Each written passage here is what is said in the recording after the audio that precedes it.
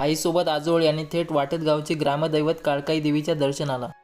सकाळीच आईसोबत आजोळी पालखीला निघालो. मार्च महिना म्हणजे कोकणात शिमग्याची धमाल. आमच्या 7 गावांचा शिमगा होण्याआधीच आजोळी शिमगा पार पडतो, त्यामुळे चंद्रग्रहणाच्या अगोदरच वाटतगावचा शिमगा 1 तारखेलाच पार पडला. आजोळी पोहोचल्यावर आधी काळकाई देवीच्या देवळात गेलेलो. देऊळ बंद असल्याने ग्रामदेवतेचं बाहेरूनच दर्शन घेतलेलं. कालच वाजत गाजत पालखी उभेपाठ मार्गे मामाच्या घरी आली होती. 12 वाड्यांचा आजोळ आणि त्यात एक दिवस पालखी मामाकडे मुक्कामाला थांबते, त्यामुळे दर्शन घ्यायची संधी मिळाली. या बाजूला मोबाईलचं नेटवर्क पूर्ण गायब. कॉल नाही, इंटरनेट नाही. मिरवणे वरवडे वाटत या खोल भागात कोणता सिम चालतो ते कमेंट करून नक्की सांगा. तरीही जिथे मोबाईलचं नेटवर्क नाही तिथे मनाला मात्र फुल नेटवर्क मिळतं. डोंगर रंगा, थंड हवा आणि देवीच्या नावाचा गजर, फक्त स्वर्गसुख. आज ही पालखी कोंडवाडीला जाणार. हा क्षण, खांद्यावर घेतलेली पालखी, आईसोबत घेतलेलं दर्शन, कायम लक्षात राहणार आहे. काही गावांमध्ये पालखी 4 महिने 3 महिने घर घेण्यास सज्ज असते, पण वाटत गावची ग्रामदेवता काळकाई देवी 12 वाड्यात तर घरोघरी भेटीस जाऊन मार्च महिन्यातच पालखी रांजणी जाते.